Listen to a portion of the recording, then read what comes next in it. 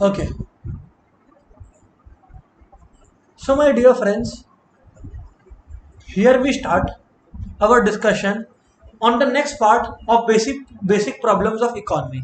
दोस्तों हम लोगों ने बेसिक प्रॉब्लम्स ऑफ इकोनॉमी का क्लास वन किया है।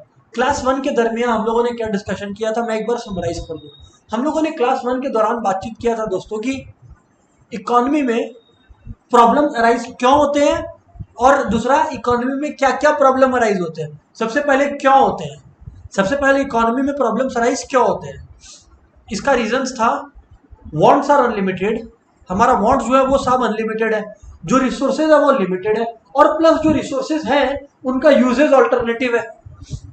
इसीलिए हम लोगों ने पढ़ा था लास्ट क्लास में कि इकोनॉमी में इकोनॉमिक प्रॉब्लम्स अराइज होते हैं। Why do economic problem arises? Because of three main reasons: unlimited wants, limited resources, and these resources having alternative uses.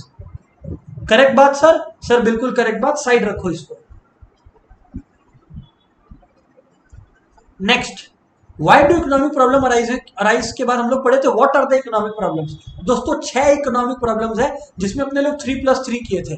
3 central problems, major problems, 3 subsidiary और not so important problems. 3 major problems था, याद ध्यान से सुनिएगा। What to produce and how much to produce, how to produce and for whom to produce. What and how much में हम लोग बात करते थे कि क्या बनाए और कितना बनाए। हाउ टू प्रोड्यूस मतलब कैसे बनाए, labour oriented, capital oriented. For हुम किसके लिए बनाए, किसको मिलेगा, प्रॉब्लम ऑफ डिस्ट्रीब्यूशन बोलते हैं फॉर हुम टू प्रोड्यूस को। Who will get the product that we are producing, is it the rich, is it the middle class और is it the poor. 3 non major problems या 3 non central problems थे। Problem of achieving fuller utilisation of resources, कि हम लोग resources को fully use नहीं कर रहे हैं। दूसरा, रिसोर्सेज को हम लोग एफिशिएंटली यूज नहीं करते, problem of efficient utilization of resources. And finally problem of economic growth. And finally दोस्तों प्रॉब्लम ऑफ इकोनॉमिक ग्रोथ।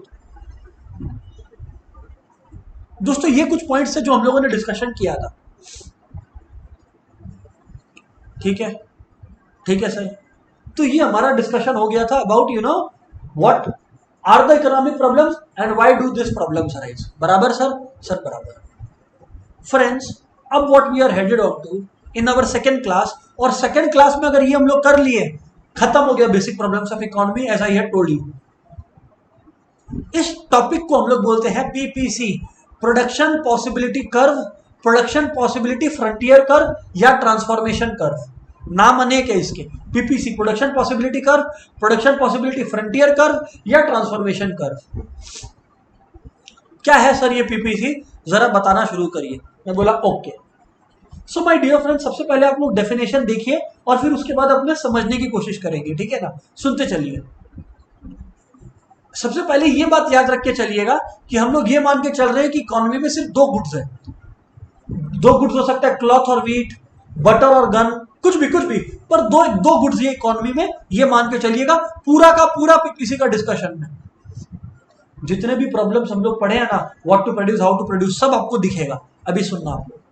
अब पीपीसी एक ऐसा कर्व है, कर्व मतलब एक ऐसा ग्राफ है जहां पे हम लोग वो पॉइंट्स को प्लॉट करते हैं कि मान लेते हैं, पीपीसी में हम लोग ये मान लेते हैं कि इकोनॉमी में जो रिसोर्सेज है, जो भी रिसोर्सेज है हमारे पास, हाँ, land, labour, capital, everything are being fully and efficiently utilized. तो जब सारे रिसोर्सेज फुल्ली और एफिशिएंटली यूटिलाइज हो रहे हैं, तब जो 2 गुड्स हम लोगों ने पिक किया है उनका अलग अलग कॉम्बिनेशन विद जीरो वेस्टेज हम लोग जो प्रोड्यूस कर पाते हैं, जब उनके अलग अलग कॉम्बिनेशंस को हम लोग प्लॉट करते हैं, तो the curve that we get is called PPC. ये देखिए आप लोग, समझना बात को। यहां पर आप लोग वाई एक्सिस पर देख रहे हो, वाई एक्सिस पर हम लोगों ने प्लॉट कर रखा है व्हीट, आटा। एक्स एक्सिस पर हम लोगों ने प्लॉट कर रखा है क्लॉथ। इकोनॉमी में आप क्या कर सकते हो, आपके पास बहुत सारे ऑप्शंस है विद द गिवन रिसोर्सेज। जो रिसोर्सेज है इकोनॉमी के अंदर, सुनिएगा, इकोनॉमी के अंदर जो रिसोर्सेज है उसको यूज करके आप क्या तो 15 क्विंटल व्हीट बना लो, तब क्लॉथ एक भी मत बनाना। ये हो गया कॉम्बिनेशन ए। या फिर 1 मिलियन क्लॉथ बना लो, तो आपको फिर 14 मिलियन 14 मिलियन व्हीट बनाने का मौका मिलेगा। क्योंकि रिसोर्सेज तो फिक्स्ड ही है ना ओवरऑल। या आपको अगर क्लॉथ का प्रोडक्शन 1 से और बढ़ाना है, 1 मिलियन से और बढ़ाना है, तो व्हीट का प्रोडक्शन 2 मिलियन से कम करना होगा, 2 मिलियन से कम करना होगा। क्लॉथ का प्रोडक्शन 1 मिलियन से और बढ़ाना है तो व्हीट का प्रोडक्शन इस बार 3 मिलियन से कम करना होगा। फिर से 1 मिलियन से और बढ़ाना है तो इस बार 4 मिलियन से कम करना होगा। 1 मिलियन से और बढ़ाना है तो इस बार 5 मिलियन से कम करना होगा। देखो यहां पर हम लोग के बीच में एक अग्रीमेंट और डिसएग्रीमेंट है, मेरे में और आप में, वो बाद में बात करेंगे। पर समझना, आप लोग देखो यहां पे अलग अलग कॉम्बिनेशन दिख रहे हैं। रिसोर्सेज बढ़ नहीं रहे इकोनॉमी में, रिसोर्सेज सेम है, पर उन रिसोर्सेज को यूज करके आप क्या अलग अलग कॉम्बिनेशन बना सकते हो। 0 ये 15 ये, तो आप लोग पॉइंट्स देखो 0,15, 1,14, 2,12, 3,9, 4,5 एंड 5,0। माय डियर फ्रेंड्स, इसी पॉइंट्स को जब हम लोग प्लॉट करते हैं तो जो कर्व मिलता है उसका नाम पीपीसी प्रोडक्शन पॉसिबिलिटी कर्व है। ये रहा देखिए, पॉइंट ए, कॉम्बिनेशन ए, जहां सिर्फ व्हीट है, क्लॉथ नहीं प्रोड्यूस हो रहा। पॉइंट बी, जहां पे कुछ क्लॉथ कुछ व्हीट, सी, डी, ई, एफ। ये कॉम्बिनेशंस में सब में अलग क्या है? इन सब कॉम्बिनेशन में अलग ये है कि क्वांटिटी ऑफ व्हीट और क्लॉथ चेंज हो रहा है। पर इन सारे कॉम्बिनेशन में एक बात कॉमन है, और वो कॉमन बात क्या है सर?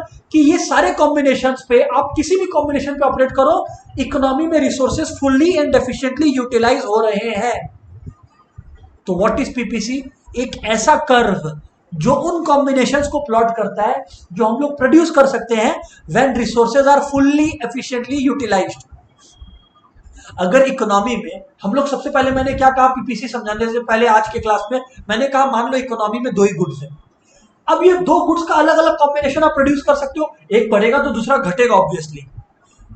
पर वो कॉम्बिनेशंस को प्लॉट करना जहां पे रिसोर्सेज का 0 वेस्टेज हो रहा है, और उन सारे कॉम्बिनेशन को जब आप जोड़ते हो तो जो कर्व आपको मिलता है उसको पीपीसी बोलते हैं, प्रोडक्शन पॉसिबिलिटी फ्रंटियर कर्व। दोस्तों बहुत सारे किंतु परंतु क्वेश्चंस आएंगे आपके मन में, मेरे को खाली एक जवाब दीजिएगा यो और नो में कि प्रोडक्शन पॉसिबिलिटी कर्व क्या होता है, समझ में आया क्या? ये एक ऐसा कर्व है जहां पे हम लोग अज्यूम करते हैं कि 2 गुड्स हैं और इकोनॉमी में अलग अलग कॉम्बिनेशन ऑफ 2 गुड्स हम लोग अगर क्या प्रोड्यूस कर सकते हैं when resources are fully utilized. अलग अलग कॉम्बिनेशन ऑफ 2 गुड्स हम लोग क्या प्रोड्यूस कर सकते हैं when resources are fully utilized. ऐसे कॉम्बिनेशंस को जब हम लोग प्लॉट करते हैं तो जो कर्व मिलता है उसको पीपीसी कर्व बोलते हैं। दोस्तों इतना समझ में आया कि नहीं आया? यो और नो। बहुत सारे क्वेश्चंस है, अपने पूरा डिस्कशन आज का क्लास ही पीपीसी के ऊपर है, डोंट वरी। पर इतना बात क्लियर है कि नहीं क्लियर है, यो और नो बोलना पड़ेगा। Come on friends.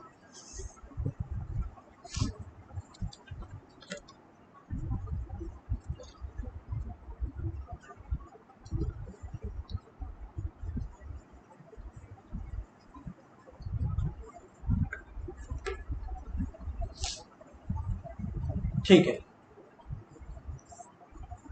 ठीक है sir, okay okay friends.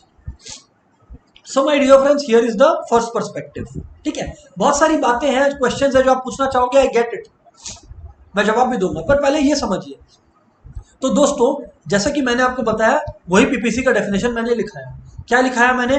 The production possibility frontier curve is a graph showing various combination of output that can be produced when all resources are being utilised in the most productive efficient manner with the given state of technology. ये important है friends. With the given state of technology का मतलब अपने ये assume कर रहे हैं कि इकोनॉमी के अंदर there is no new technology coming इन,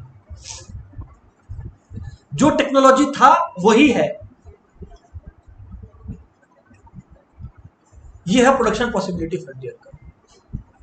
दोस्तों एग्जाम में कभी भी पीपीसी के ऊपर शॉर्ट नोट्स आ गया ना, तो सबसे पहले तो आपको ये लिखना है कि it is a curve that shows various combination of 2 commodities that can be produced when all the resources are fully and efficiently utilized in the given state of technology। मतलब हम लोग मान रहे हैं कि कोई टेक्नोलॉजी में बदलाव नहीं हो रहा है, there is no new technology coming into the market।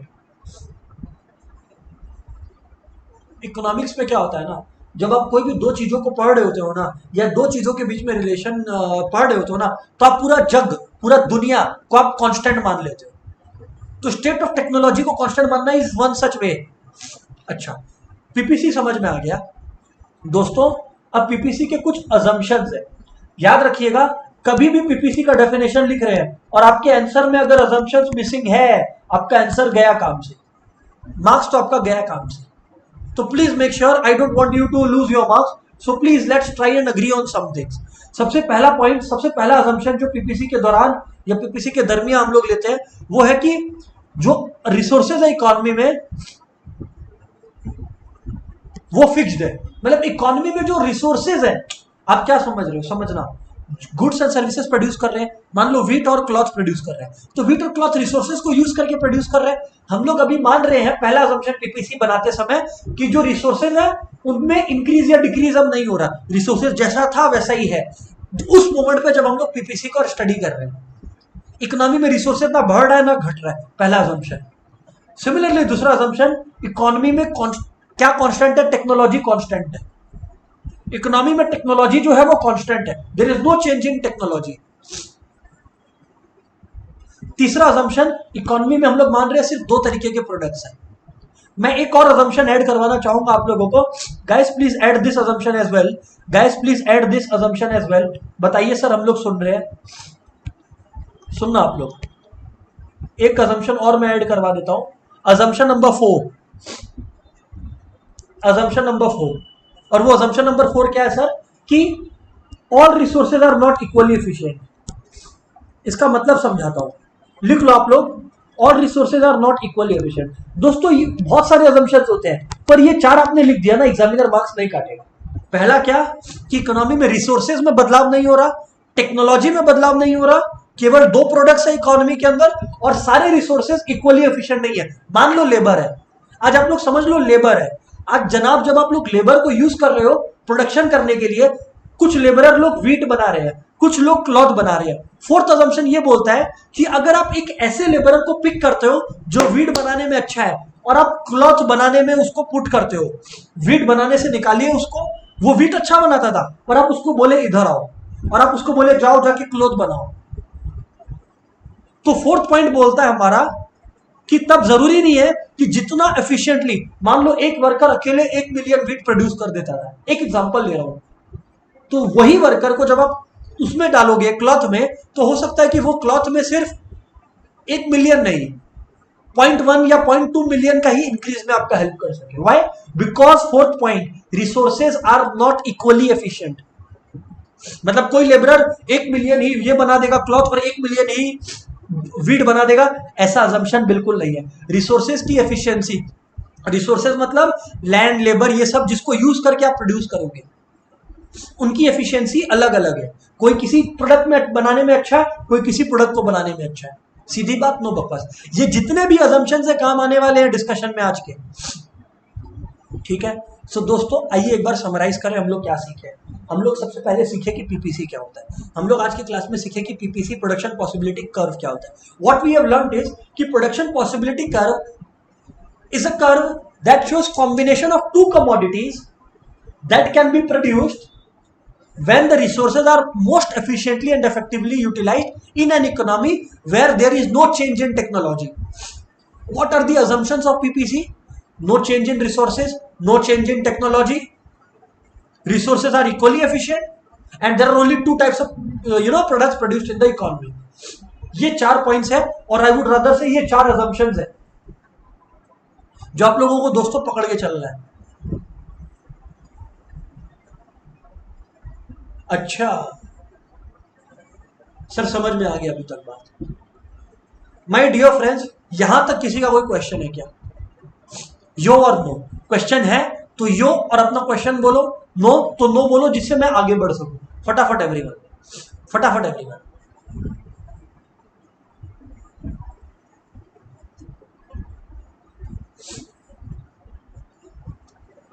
Yo and followed by a question, no तो फिर बस नो लिख के आगे बढ़ते हैं अपने। सबका नो आ जाए तो मैं आगे बढ़ूंगा।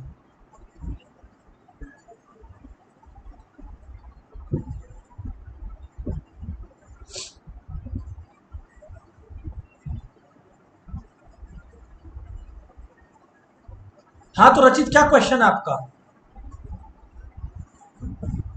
रचित ने लिखा है यो, तो रचित अपना क्वेश्चन पूछिए, बाकी सबका ठीक है।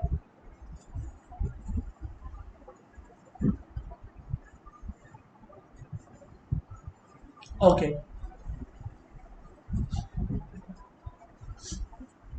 सो जो अभी तक समरी आया है आप लोग समझ चुके हो कि पीपीसी अलग अलग कॉम्बिनेशन दो कमोडिटीज का देता है when resources are being fully utilised, full production level, full efficient level पे ऑपरेट कर रहा है, no change in technology.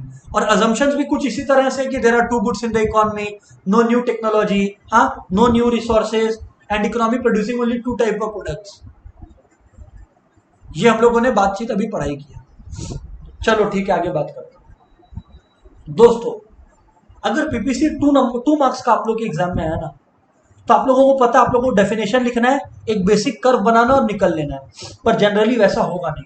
PPC कम से कम 3 मार्क्स या 4 मार्क्स का होता है। हमेशा याद रखना डेफिनेशन, जिस ऑर्डर में मैंने ये नोट्स आप लोगों के सामने प्रेजेंट किया है, मैंने क्या किया, पहले डेफिनेशन आपके सामने प्रेजेंट किया, फिर अजम्पशंस और फिर शेड्यूल। इसी ऑर्डर में आपने लिखना है।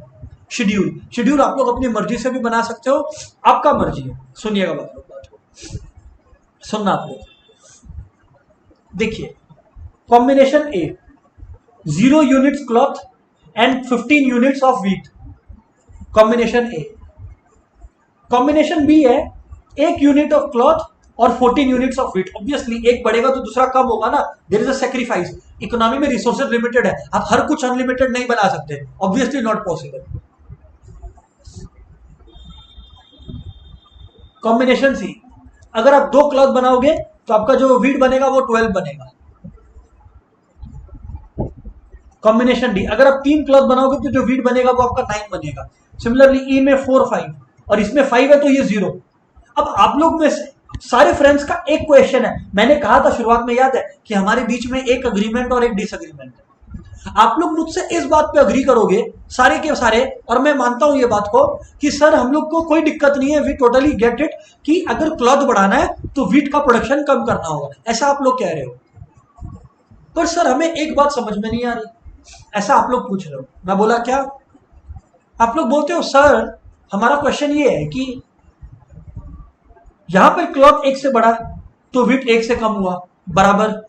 यहां 1 से बढ़ा तो यहां 2 से कम हो रहा है, यहां 1 से बढ़ा तो यहां 3 से कम हो रहा है, यहां 1 से बढ़ा तो यहां 4 से कम हो रहा है, यहां 1 से बढ़ा तो यहां 5 से कम हो रहा है। Sir why this Kolaveri Di, मतलब why is happening, why is it happening. तो अब मैं बोला ध्यान से समझना, ये जो क्वेश्चन है इसका जवाब आप लोग को मिलेगा, इसका क्वेश्चन का जवाब आप लोग को मिलेगा। इत्मीनान से और शांति से सुनो। बोलिए सर, हम लोगों ने 4th अजम्पशन ऐड किया था हमारे पीपीसी के कॉन्टेक्स्ट में। क्या ऐड किया था कि all resources are not equally efficient, यही हम लोगों ने ऐड किया था, all resources are not equally efficient. हाँ सर हम लोगों ने ये ऐड किया था। माय डियर फ्रेंड्स बात को समझिए, आप जब बोलते हो कि all resources are not equally efficient, आप जब बोल रहे हो फ्रेंड्स कि all resources are not equally efficient, तो इसका मतलब आप क्या बोल रहे हो। अब आप समझना, मान लो जो रिसोर्सेज की बात चल रही है यहां पे वो है लेबरर्स, ठीक है, सिंप्लिसिटी के लिए। आज जब आप 0 क्लॉथ प्रोड्यूस कर रहे हो और 15 व्हीट प्रोड्यूस कर रहे हो, इसका मतलब समझ में आ रहा है आपको, मतलब जो लोग एक्चुअल में क्लॉथ प्रोडक्शन में अच्छे हैं आप उनको व्हीट प्रोडक्शन में लगा रखे हो। Resources are not equally efficient. जैसे ही आपको इच्छा होती है इकोनॉमी के अंदर क्लॉथ का प्रोडक्शन बढ़ाने के लिए, आप क्या करते हो, व्हीट प्रोड्यूसर में से उसको पकड़ते हो जो एक्चुअल में क्लॉथ अच्छा प्रोड्यूस करता है। अब उसके जाने से व्हीट प्रोडक्शन में ज्यादा नुकसान नहीं है पर क्लॉथ प्रोडक्शन में ज्यादा फायदा है। यस, उसके जाने से व्हीट प्रोडक्शन में ज्यादा नुकसान नहीं है पर क्लॉथ प्रोडक्शन में ज्यादा फायदा है। तो वैसे लेबरर्स को हम लोगों ने पिक किया, तो उन्होंने क्लॉथ का प्रोडक्शन एक यूनिट से बढ़ा दिया और व्हीट का प्रोडक्शन सिर्फ 1 यूनिट से कम हुआ। आपने डिसाइड किया कि और भी ऐसे लोगों को और क्लॉथ प्रोड्यूस करना है, आपने फिर 1 से प्रोडक्शन बढ़ाया, वापस से आप कुछ लोगों को शिफ्ट करोगे। अब आप जिस लोगों को शिफ्ट करोगे ना, ये लोग भी क्लॉथ ज्यादा अच्छा बनाते हैं, व्हीट खराब बनाते हैं, पर पहले जिन लोगों को निकाले थे उनसे बेटर व्हीट बनाते हैं। तो जब उनको निकाले थे तो व्हीट का कॉम्प्रोमाइज सिर्फ एक यूनिट से हुआ था। अब इनको निकाल रहे हो, ये लोग कंपैरेटिवली बेटर व्हीट बनाते हैं, तो इसीलिए 2 यूनिट से हो रहा है। अगेन जब आप एक और बनाते हो तो वापस से ऐसे लोगों को पिक करते हो जो पहले से भी बेटर थे, 3। अब जब आप एक मोमेंट पे पहुंचते हो तो आप क्या कर रहे होते हो, आप समझ रहा। अब आप क्या करोगे, जब आप 3 से 4 पे जाओगे ना, अब जो लोग वीट बनाने में अच्छे हैं, क्या वीट बनाने में, आप उन लोगों को निकाल रहे हो और बोल रहे हो जाओ जाके कपड़ा बनाओ। अब प्रॉब्लम समझना, वो वैसे लोगों को जब आप निकालोगे तो क्लॉथ का प्रोडक्शन तो सिर्फ एक यूनिट से बढ़ेगा, पर वो लोग रियल में अच्छे थे वीट बनाने में, इस वजह से वीट का प्रोडक्शन डिजास्टरसली गिरेगा और 4 यूनिट से गिर रहा है। ओह, अगेन सेम चीज, वापस से जो वीट बनाने में अच्छे हैं आप उनको क्लॉथ में डाल रहे हो, तो वो लोग क्लॉथ में इतने अच्छे नहीं है, इसीलिए क्लॉथ सिर्फ एक यूनिट से बढ़ा पाए वो लोग। पर क्योंकि वो लोग वीट बनाने में बहुत अच्छे थे तो वीट का डिजास्टरस फॉल हुआ। इसीलिए ये वाला अजम्पशन लिए थे, ऑल लेबरर्स या all resources are not equally efficient. इस वजह से ये डिफरेंस, एक घट रहा है दूसरा बढ़ेगा, या एक बढ़ रहा है दूसरा घटेगा, ये तो आप लोग सभी अग्री कर रहे थे, पर अब आपको लॉजिक समझ में आएगा कि ये ऐसे बढ़ क्यों रहा है। इसलिए बढ़ रहा है बिकॉज जैसे जैसे आप शिफ्ट कर रहे हो, प्रोडक्शन बढ़ा रहे हो क्लॉथ का, वैसे वैसे आप उन वर्कर्स को काम पर लगा रहे हो जो एक्चुअल में वीट में अच्छे हैं, तो वीट का कॉम्प्रोमाइज, वीट का सेक्रीफाइस एक क्लॉथ के लिए ज्यादा होते जा रहा है। ओह, और इस सेक्रीफाइस को एवरी टाइम, सुन लेना, अब डिस्कशन बढ़ने वाला है, एवरी टाइम एक एडिशनल क्लॉथ के लिए आप वीट का कुछ सेक्रीफाइस करते हो, फॉर एवरी एडिशनल क्लॉथ, उसको अपन बोलते हैं मार्जिनल अपॉर्चुनिटी कॉस्ट। चिंता मत करिए, मार्जिनल अपॉर्चुनिटी कॉस्ट को मैं तोड़ तोड़ के आपको समझाऊंगा कि अपॉर्चुनिटी कॉस्ट क्या होता है, मार्जिनल क्या होता है, समझाऊंगा। पर जब हम लोग बात करते हैं कि एक क्लॉथ के लिए, एक यूनिट क्लॉथ के लिए कितना सेक्रीफाइस हो रहा है, तो the amount of sacrifice of wheat is called marginal opportunity cost of cloth, because cloth के प्रोडक्शन के लिए वीट का सेक्रीफाइस हो रहा है, तो कॉस्ट क्लॉथ का है, और वो बढ़ते जा रहा है 1 से 5 तक। एक वीट का सेक्रीफाइस, इसीलिए एमओसी 1, 2 तो 2, 3 तो 3, 4 तो 4, 5 तो 5, यहां तक जो भी बोला, क्योंकि ये सबसे कॉम्प्लेक्स मैटर था। सबको क्लियर है क्या ये और नो? क्योंकि अगर ये क्लियर है मामला बहुत आसान होने वाला है। ये और नो एवरीवन, कम ऑन फटाफट।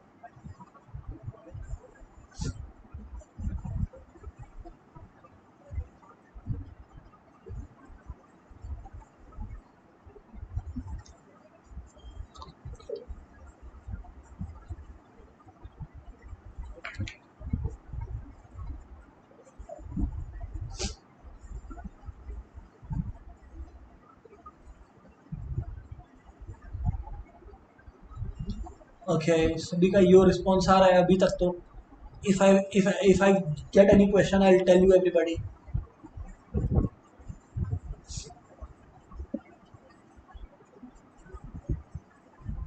ओके, चलिए ठीक है। Okay, so my dear friends, एक बार फिर से समझा देता हूं और चीजें क्लियर होती जाएंगी। मैं बता रहा था अभी, क्या बताया था, मैं रिपीट कर देता हूं कि जैसे जैसे आप क्लॉथ का प्रोडक्शन बढ़ा रहे हो, वैसे वैसे आपको वीट का सेक्रीफाइस करना होगा, क्योंकि इकोनॉमी में रिसोर्सेज लिमिटेड है, तो आप इनफाइनाइट क्लॉथ और इनफाइनाइट वीट नहीं बना सकते। अब ये जो वीट का सेक्रीफाइस है ये बढ़ते जा रहा है। पहले 1 यूनिट वीट था, अब 2, अब 3, अब 4 और अब 5। ऐसा क्यों हो रहा है? क्योंकि रिसोर्सेज जो है जिनको आप यूटिलाइज कर रहे हो क्लॉथ बनाने के लिए या वीट बनाने के लिए, वो इक्वली एफिशिएंट नहीं है। शुरुआत में आप उन लोगों से वीट बनवा रहे हो जो क्लॉथ बनाने में भी अच्छे हैं और जो वीट बनाने में भी अच्छे हैं, क्योंकि क्लॉथ का प्रोडक्शन हो ही नहीं रहा है। ग्रेजुअली जब आपको शिफ्ट करना और क्लॉथ का प्रोडक्शन बढ़ाना है, तो आप ऐसे लोगों को निकालते हो जो वीट अच्छा नहीं बनाते। इसीलिए वीट का सेक्रीफाइस सिर्फ एक ही हुआ, लेकिन क्लॉथ का जो गेन है वो 1 से हो गया।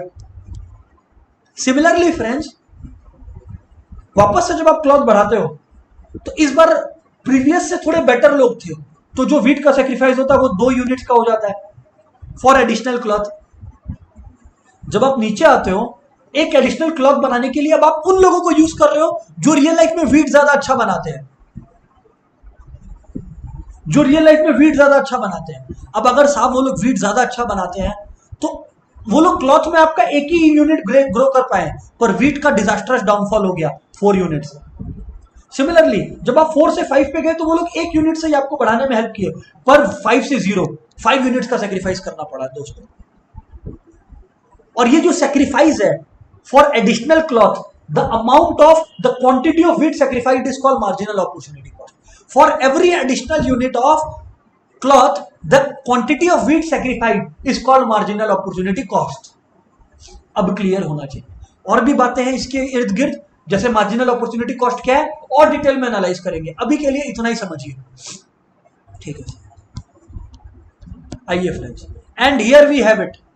अच्छा सर, वाई एक्सिस पर कौन सा प्रोडक्ट को प्लॉट करना है, एक्स एक्सिस पर कौन सा, वो कैसे डिसाइड करेंगे, आपकी मर्जी, यू बी द जज, यू बी द जज। कोई रोकने वाला नहीं है, कोई टोकने वाला नहीं है, आप डिसाइड करिए कि कौन सा प्रोडक्ट को कहां आपको रखना है, आपकी मर्जी है।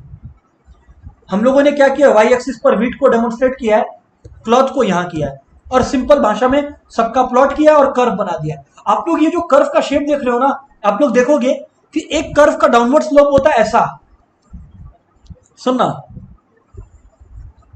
देखना, एक कर्व का डाउनवर्ड स्लोप होता है ऐसा, पीपीसी का वैसा शेप नहीं है। आप अगर ध्यान से देखो तो पीपीसी का शेप दोस्तों कॉनकेव है। क्या है, कॉनकेव। कॉनकेव मतलब ऐसे हल्का घूम के आ रहा है, जो स्विमर डाइव मारता है ना, वैसा लग रहा है। इससे रिलेटेड क्वेश्चंस आते हैं, इससे रिलेटेड क्वेश्चंस आते हैं। तो आइए फ्रेंड्स, डिस्कशन टाइम पे आते हैं हम लोग और डिस्कस करते हैं इन क्वेश्चंस, एक एक करके। हाँ रिलैक्स, सारा बात क्लियर हो जाएगा साहब। क्वेश्चन 1 जो पीपीसी से आएगा, अब what is PPC, diagram of PPC, वो सब कवर हो चुका है, ठीक है। क्वेश्चन 1 जो पीपीसी से आएगा वो आएगा,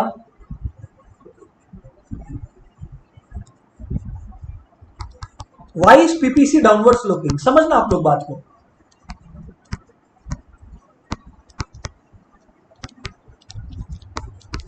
why is PPC downward sloping साहब। तो जनाब कोई भी कर्व डाउनवर्ड स्लोपिंग कब होता है, और डाउनवर्ड स्लोपिंग मतलब ऐसा, कोई भी कर्व डाउनवर्ड स्लोपिंग तब होता है जो दोस्तों जब एक बढ़ रहा है और दूसरा घट रहा है। समझ रहे हो ना, इनवर्स रिलेशनशिप जब होता है। आज आप देखो ना, आप क्लॉथ बढ़ा रहे हो तो वीट कम कर रहे हो, so there is inverse relationship ना, तब डाउनवर्ड स्लोपिंग कर्व होता है। So PPC is downward sloping. Downward sloping मतलब लेफ्ट टू राइट, नीचे की तरफ क्यों गिर रहा है, is downward sloping because of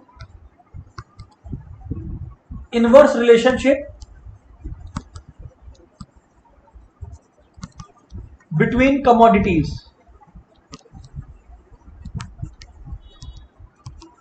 since resources are limited, देखो किस तरह से हम लोग को पॉइंट को लाए बीच में, resources are limited. Since resources are limited,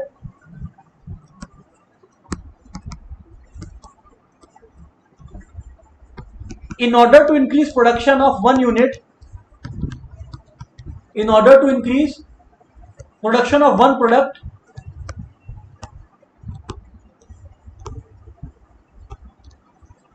we have to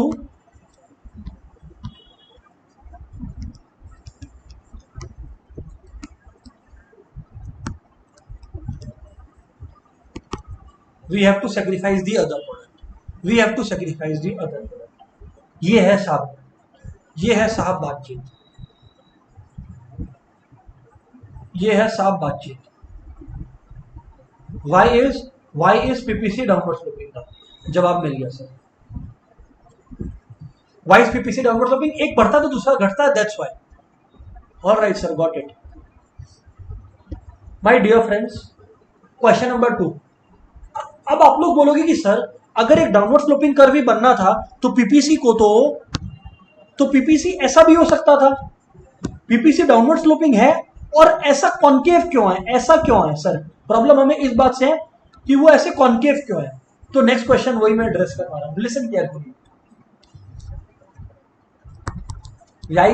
PPC concave, दोस्तों याद रखना, ऐसा शेप पीपीसी का तब रहता if MOC was constant. Marginal opportunity cost अगर कांस्टेंट रहता, मतलब कि जैसे यहां पर नीचे चल के मैं दिखाता हूं आपको, if MOC was constant.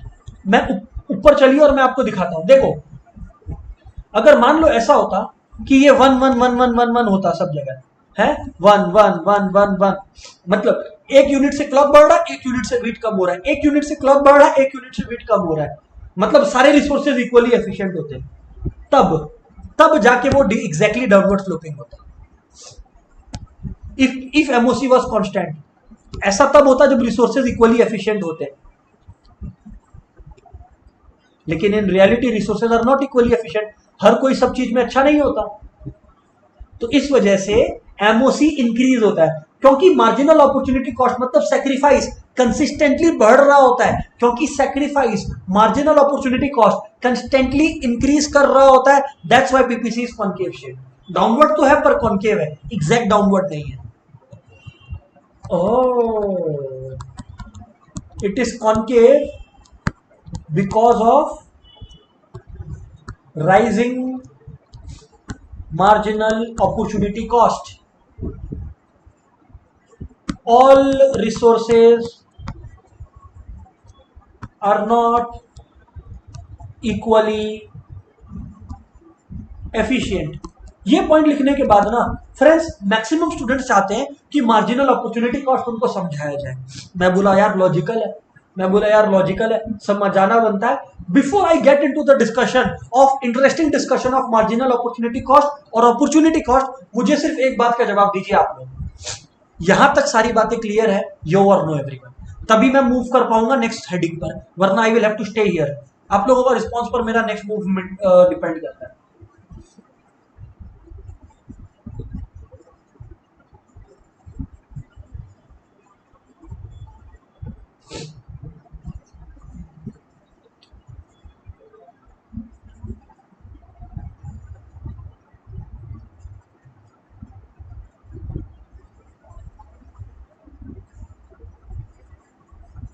Yo okay,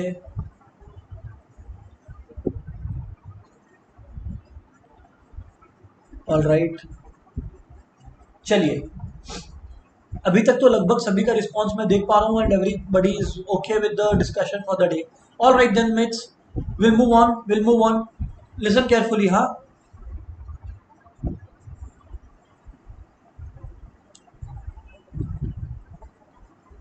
आइए सबसे पहले हम लोग अब समझेंगे अपॉर्चुनिटी कॉस्ट क्या होता है friends. Come on guys,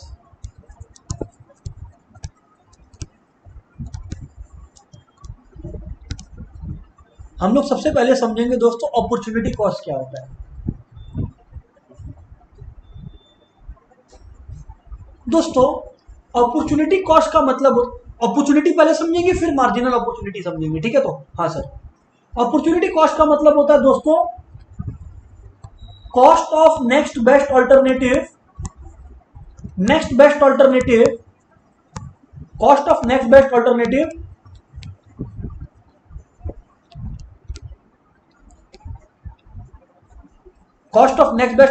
sacrificed in choosing a particular product और अ सर्विस। आप लोग समझिएगा बात को, सिंपल भाषा में मैं समझाता हूं आपको, समझिएगा आप लोग बात को, ठीक है? ये आप हो, ठीक है? अब आप लोग पढ़ाई लिखाई कर लिए, आप लोगों का जॉब लगने वाला है, मान लो जॉब का ही बात करते हैं एक बार, ठीक है? आप लोगों के पास दो जॉब ऑफर्स आते हैं, job offer 1, job offer 2। Job offer 1 बोलता है आपको कि साहब आपको ईयर का 10 लाख रुपीस मिलेगा। जॉब ऑफर 2 आता है आपका कि आपको ईयर का ₹8 लाख मिलेगा। आप लोग क्या करते हो? आप लोग मैक्सिमम लोग बोलोगे या सभी बोलोगे कि सर हम लोग जॉब 1 सिलेक्ट करेंगे। माय डियर फ्रेंड्स, जब आप जॉब 1 सिलेक्ट कर रहे हो तो एक सैक्रिफाइस कर रहे हो। What is the sacrifice? The next best alternative. Next best alternative क्या है? 8 लाख रुपीस का जॉब, 8 लाख रुपीस का जॉब। सो यानी कि जब आप जॉब 1 सिलेक्ट करते हो तो जॉब 1 का अपॉर्चुनिटी कॉस्ट क्या है? जॉब 2 का 8 लाख रुपीस जो आपके हाथ से जा रहा है। ओह, ये होता है अपॉर्चुनिटी कॉस्ट। अच्छा, मेरा एक और क्वेश्चन है, इसका जवाब आप लोग दोगे। मान लो एक जॉब 3 भी आ गया, 3 जॉब ऑफर्स है आपके पास, हाँ, ये ₹7 लाख है। जॉब 3 का ऑफर है आपका 7 लाख का। अब मुझे बताओ कि जॉब 1 का, जब 2 जॉब्स के ऑफर थे तब आपका जॉब 1 का अपॉर्चुनिटी कॉस्ट था जॉब 2, क्योंकि यू आर सैक्रिफाइसिंग जॉब 2। पर अब आप लोग मुझे एक बात बताओ, जब 3 जॉब ऑफर्स हैं, आप सिलेक्ट अभी भी जॉब 1 करोगे? इस बात का जवाब मैं आपसे नहीं पूछ रहा, पर इस बार बताओ कि जॉब 1 का अपॉर्चुनिटी कॉस्ट क्या है इन टर्म्स ऑफ नंबर्स। सबको ही बताओ, क्या वो 8 लाख है, क्या वो 7 लाख है, क्या वो 15 लाख है, या कुछ और है? आप लोग बताइए फटाफट एवरीवन।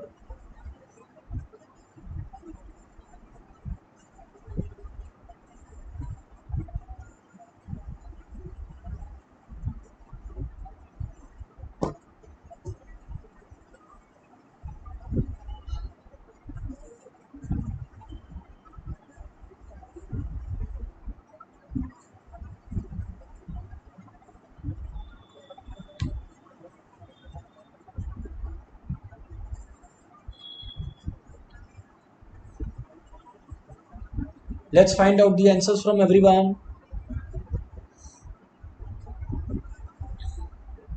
अलग आंसर्स आ रहे हैं सबके।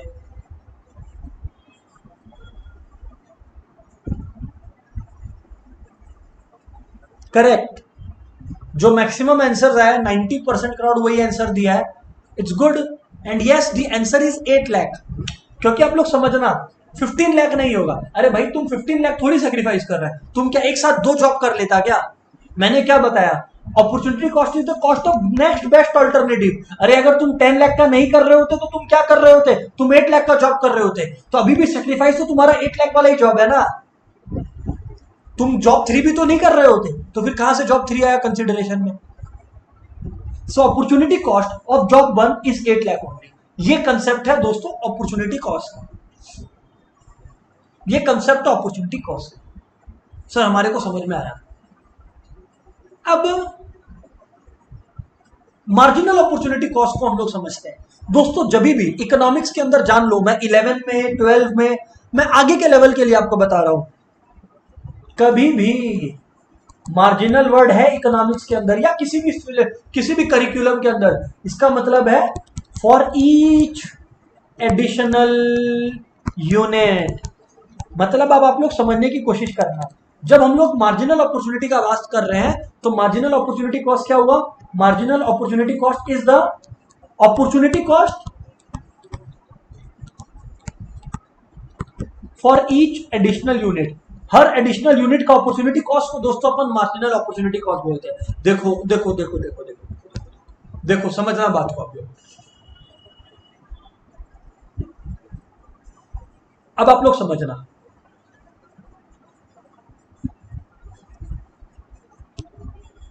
सुनना। हाँ दोस्तों, आप लोग क्लॉथ का प्रोडक्शन बढ़ा रहे हो, यस सर। क्या सेक्रीफाइस कर रहे हो? वीट का, यस। कितना? 1।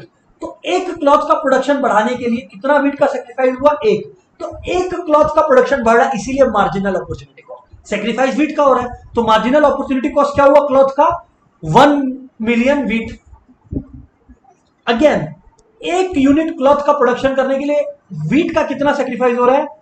2 क्विंटल्स। 2 quintals, 2 million quintals. एक एडिशनल क्लॉथ के लिए 3 मिलियन क्विंटल्स। क्योंकि हम लोग opportunity cost for each every unit, each and additional unit बात कर रहे हैं, that is called marginal opportunity cost. And I am quite sure कि अब सबको क्लियर हो गया होगा मार्जिनल अपॉर्चुनिटी कॉस्ट क्या है। जो थोड़ा सा भी हिकअप्स था वो क्लियर हो गया होगा। यू और no everyone, come on, because अब मुझे और अंदर इन डेप्थ डिस्कशन करना आपके साथ फटाफट।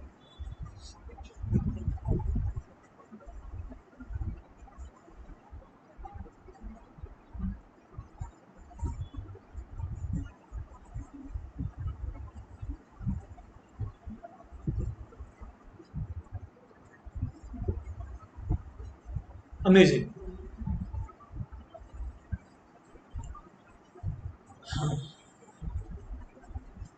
आज मौसम बड़ा,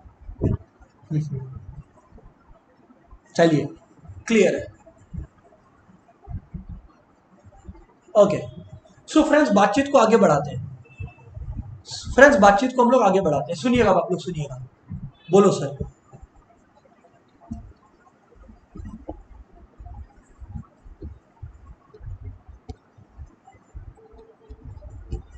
ठीक है, सुनना आप लोग। क्वेश्चन आता है आप लोगों के करिकुलम के अंदर,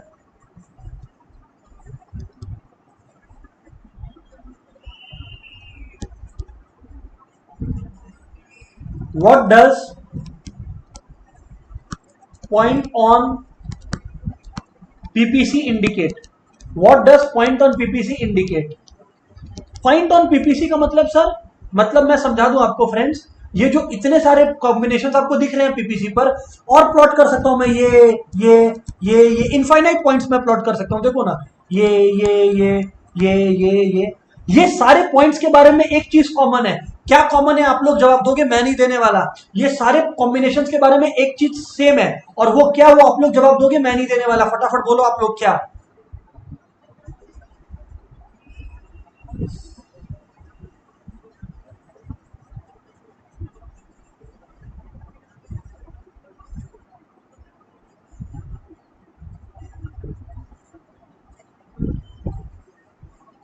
इन सारे पॉइंट्स पर जो पीपीसी पर लाइव करते हैं उनके बारे में क्या कॉमन है?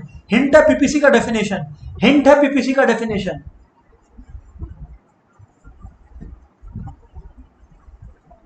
Very good.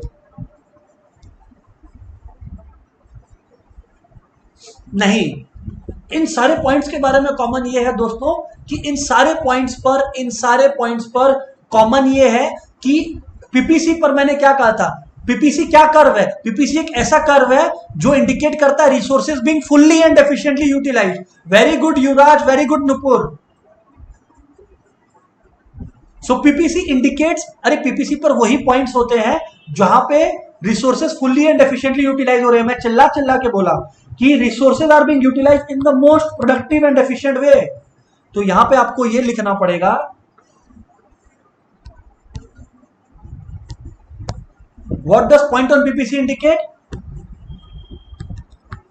Points on PPC indicate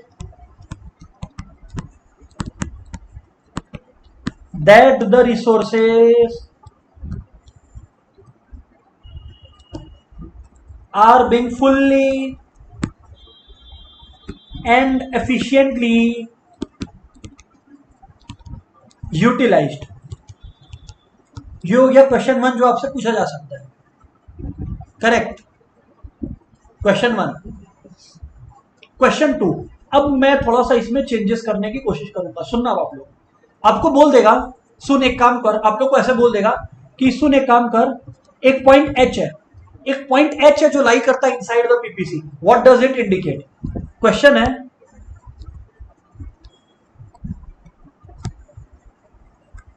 what does point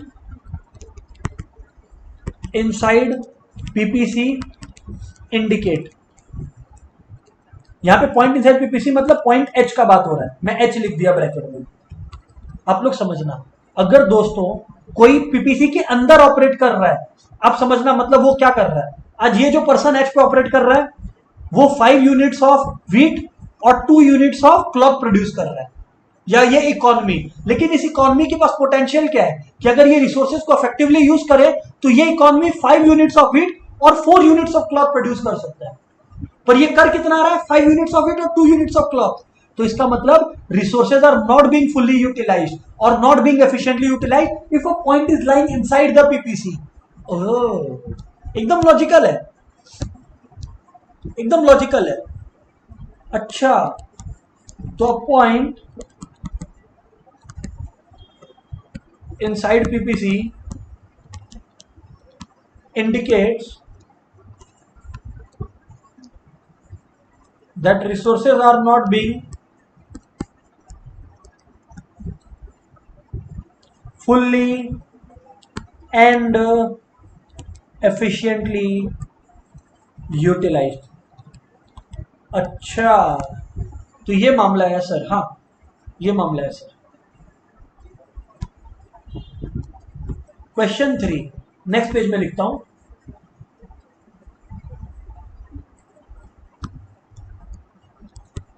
What does point outside PPC indicate? What does point outside PPC indicate? समझना आप लोग,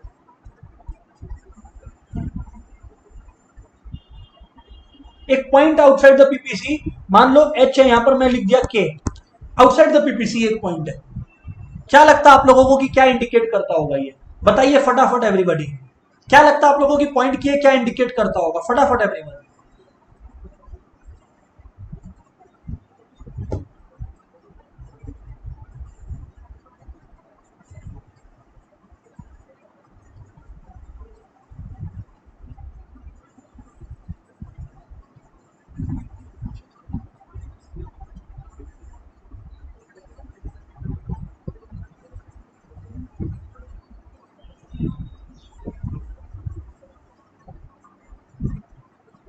कम ऑन एवरीवन, के क्या इंडिकेट कर रहा है आप लोग बताइए। हाँ, हमको पता था कि ये सब कोई लिखेंगे। देखिए A B C D E F वो दिखा रहा है point of efficient utilisation, point H दिखा रहा है inefficient utilisation, resources being wasted. दोस्तों पॉइंट के दिखा रहा है, पॉइंट के दिखा रहा है एक ऐसा पॉइंट जहां इकोनॉमी पहुंच ही नहीं सकता। आप में से काफी लोग लिख रहे हैं ओवर यूटिलाइजेशन ऑफ रिसोर्सेज। आप लोग एक बात समझिए ना, पीपीसी वो पॉइंट है जो इंडिकेट करता है पीपीसी पे जितने भी पॉइंट्स हैं, पीपीसी पर जितने भी पॉइंट्स है वो क्या इंडिकेट करते हैं, यहां पर जितने भी पॉइंट्स है पीपीसी पर वो इंडिकेट करते हैं फुलर प्लस एफिशिएंट यूटिलाइजेशन। तो यार फुल तो यही हो गया, ओवर यूज क्या होता है, ओवर क्या होता है, फुल हो सकता है, और फुल तो हो गया पीपीसी पर ही। तो अगर बाहर में है, इसका मतलब अगर हिंदी में बोले, sorry for the bad language, Hindi में बोले तो इकोनॉमी के औकात के बाहर है, के पॉइंट के इकोनॉमी के औकात के बाहर है।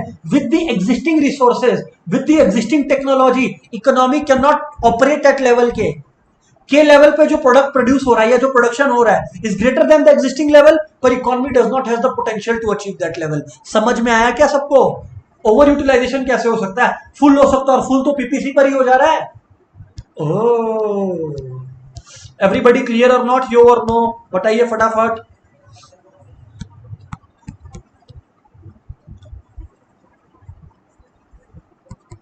It indicates the point of insatiety, मतलब एक पॉइंट जो औकात के बाहर है,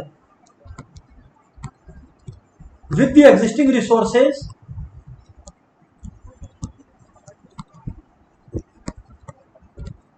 with the existing resources, economy cannot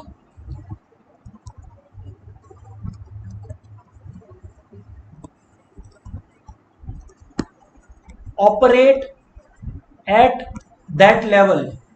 existing resources को मद्देनजर रखते हुए इकोनॉमी उस लेवल पर ऑपरेट नहीं कर सकेगा। ओहो सर, समझ में आ गया आपका बात, हमें पूरी तरह से समझ में आ गया सर।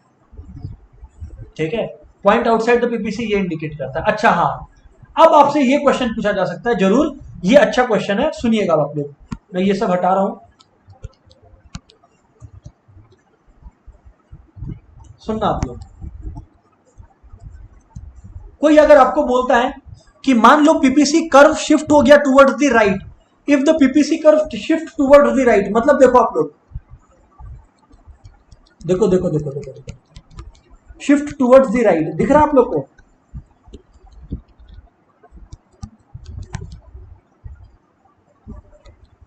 समझना आप लोग बात को। राइटवर्ड शिफ्ट का मतलब है इकोनॉमी की कैपेसिटी, इकोनॉमी का औकात बढ़ गया है। ठीक है, तो पहला वाला पॉइंट था what does point outside the PPC indicate. तो आप लोग देखिए, अब पॉइंट ये रहा, अब point outside the PPC indicates point of insatiety, मतलब with the existing resources economy can not afford to operate at that level of output. ये हो गया आउटसाइड द पीपीसी। पर अब आप लोग समझना, what does rightward shift indicate. अगर पीपीसी राइटवर्ड शिफ्ट इंडिकेट हुआ है, what does rightward shift indicate. Rightward shift का मतलब है इकोनॉमी में रिसोर्स पोटेंशियल बढ़ा है, वो हो सकता है because of improvement in technology, increase in resources over time. Yes, very good. So a rightward shift, हाँ, अब इकोनॉमी का औकात बढ़ा है, और rightward shift indicates increase in technology या improvement in technology, improvement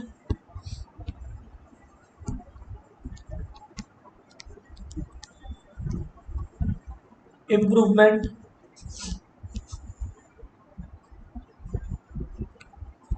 A rightward shift indicates improvement in technology,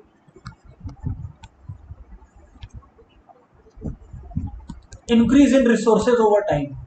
Oh,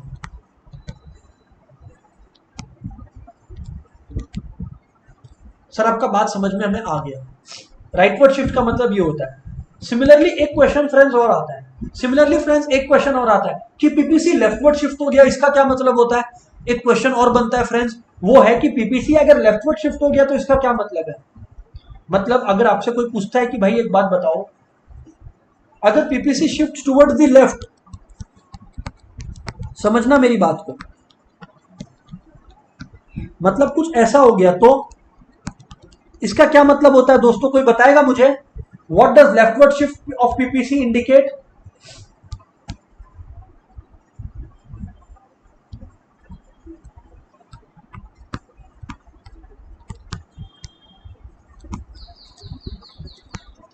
what does leftward shift indicate?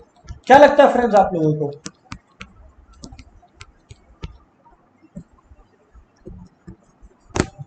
बताइए।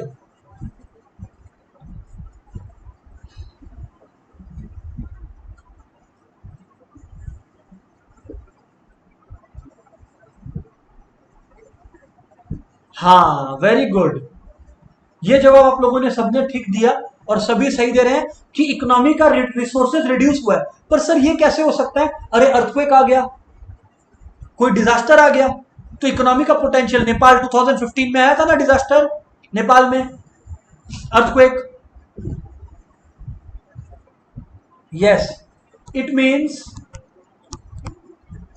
Resource potential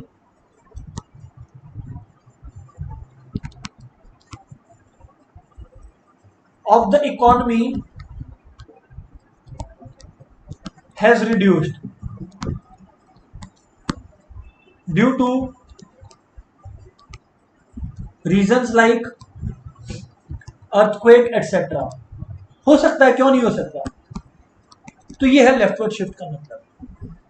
ओहो माय डियर फ्रेंड्स, मैं आपको बता दूं, अगर आप लोग इतना समझ गए हो, अगर आप लोग इतना समझ गए हो, you are ready with PPC का नॉलेज, और कोई आपको परेशान नहीं कर सकता। हाँ, इधर उधर कर सकता है, but then you are completely ready.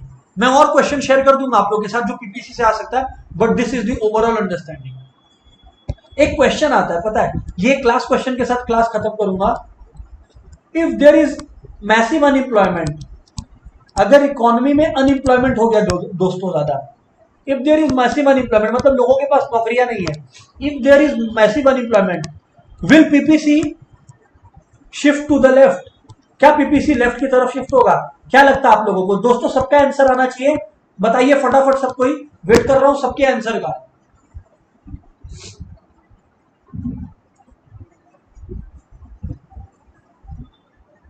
रचित, पीपीसी कर्व का रियल लाइफ में केवल ये काम है, रचित पूछ रहा what is the use of PPC in real life? PPC का रियल लाइफ में रचित मेन काम है to understand the relationship between resources, the problem of sacrifice, the problem of choice, the economic problem.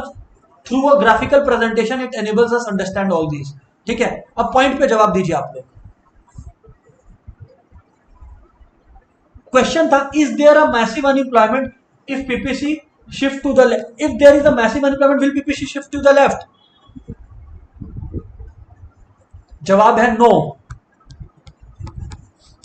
PPC will not shift to the left। अरे sir क्यों? क्योंकि मैंने अभी आपको क्या समझाया, पीपीसी का लेफ्ट मतलब, लेफ्ट शिफ्ट करना मतलब इकोनॉमी का औकात कम होना, मतलब इकोनॉमी का रिसोर्स का पोटेंशियल कम होना।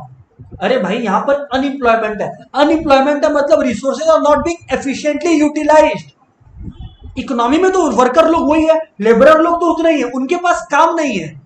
पोटेंशियल तो है ही इकोनॉमी के बारे में, इकोनॉमी के पास जनाब जब पोटेंशियल गिरता है तब लेफ्टवर्ड शिफ्ट, या पोटेंशियल बढ़ता है तब राइटवर्ड शिफ्ट। इकोनॉमी का पोटेंशियल तो बकाया वही है। So no, PPC will not shift to left. Why? Because unemployment means, because unemployment doesn't reduce, unemployment doesn't reduce the capacity of economy, the capacity of resource does not reduce the resources, it indicates inefficient utilisation of resources. आप अपने यहां के लोगों को ठीक से use नहीं कर रहे हो, ये इनएफिशिएंट यूटिलाइजेशन दिखा रहा है। पीपीसी लेफ्टवर्ड शिफ्ट नहीं करेगा।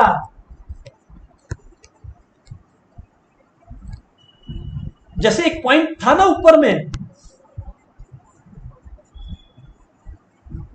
Point H inside the PPC, वैसा कोई पॉइंट आपको पीपीसी के अंदर नजर आएगा, ऐसा पॉइंट एच जैसा, अगर अनएम्प्लॉयमेंट है तो। इकोनॉमी का प्रोडक्टिव कैपेसिटी थोड़ी कम हो गया साहब, वर्कर लोग लेबरर लोग तो अभी भी है। ओह माय डियर फ्रेंड, सभी को क्लियर है क्या? यो और नो फटाफट बोलिए, यो और नो फटाफट बोलिए आप लोग।